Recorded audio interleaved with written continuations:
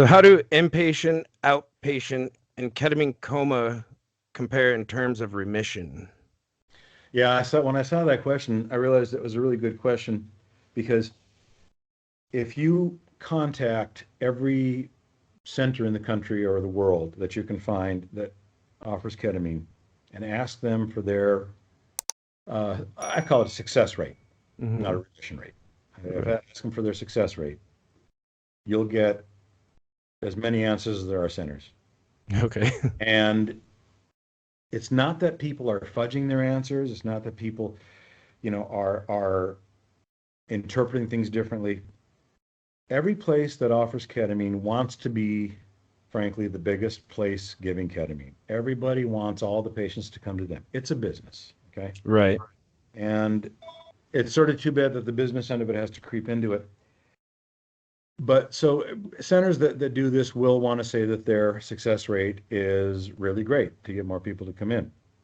Now, what I do know about the Coma program, because for a while I was the referral base for the Coma patients from Mexico when they needed their booster infusions. Dr. Cantu and his group and Dr. Kirkpatrick in Florida would refer west of the Mississippi patients over to me to get their boosters.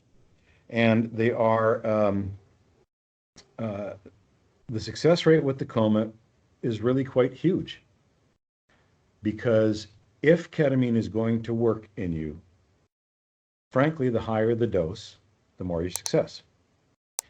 The Coma is, of course, very expensive, but it is not dangerous because the Coma was done at a very high-end facility in Monterrey, Mexico.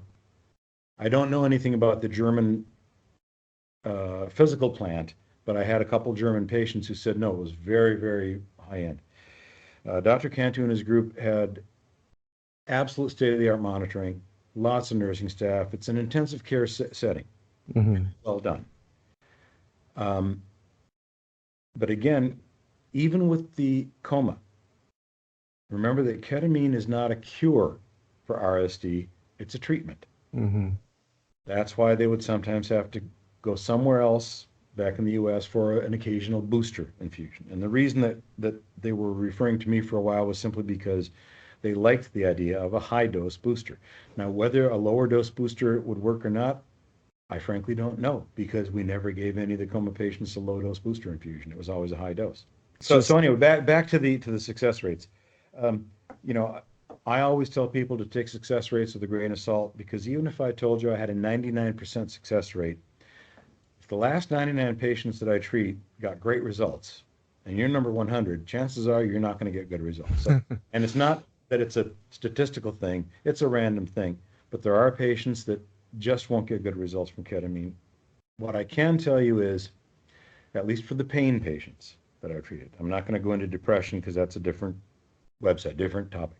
Right. The pain patients that we've treated with the high dose, especially once we went to high dose, I would say that our success rate is at least 80%.